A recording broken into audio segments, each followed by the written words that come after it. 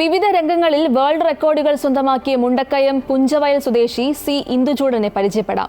ഗാനരചന, സംഗീത സംവിധാനം, സാഹിത്യരചന തുടങ്ങിയ മേഖലകളിൽ ശ്രദ്ധേയനായ ഇദ്ദേഹം ഒരു പൂജാരി കൂടിയാണ്.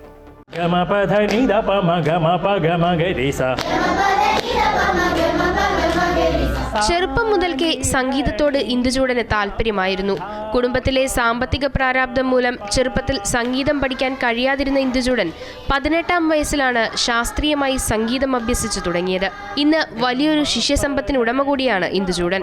ഒരുപാട് കുട്ടികൾ, എനിക്ക് തോന്നുന്നത് 10-25 വർഷമായിട്ട് 10,000-കണക്കിന് കുട്ടികളെ ഞാൻ സംഗീതം പഠിപ്പിച്ചിട്ടുണ്ട്. വിവിധ സ്കൂളുകളിൽ ഞാൻ പല ജില്ലകളിലായിട്ട് പഠിപ്പിച്ചിട്ടുണ്ട്.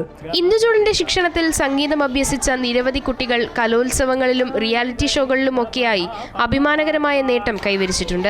1.5 വർഷമായി പഠിക്കാൻ തുടങ്ങിയിട്ട് സാറിൻ്റെ കീഴിൽ പഠിച്ച് എനിക്ക് സമ്മാനമൊക്കെ ലഭിച്ചിട്ടുണ്ട് സ്റ്റേറ്റിലേക്ക് പോയിട്ട്.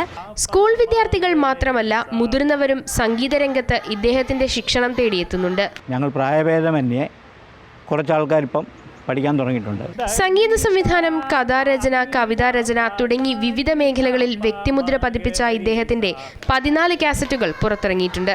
മികച്ച സംഗീതാധ്യാപകനുള്ള സ്വാമി വിവേകാനന്ദ ഐക്കൺ അവാർഡ് കഴിഞ്ഞ വർഷം ഇന്ദുചൂടനെ തേടിയെത്തി. അത് ഏറ്റവും മികച്ച സംഗീത അധ്യാപകനുള്ള ഐക്കൺ അവാർഡ് ലഭിച്ചു.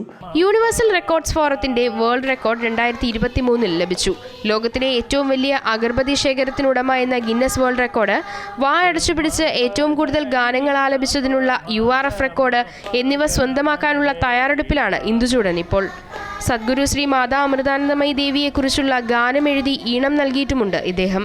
അറിവിന്റെ ഉറവാക്ഷരങ്ങൾ എനിക്കമ്മ. അമൃത ന്യൂസ്, കോട്ടയം.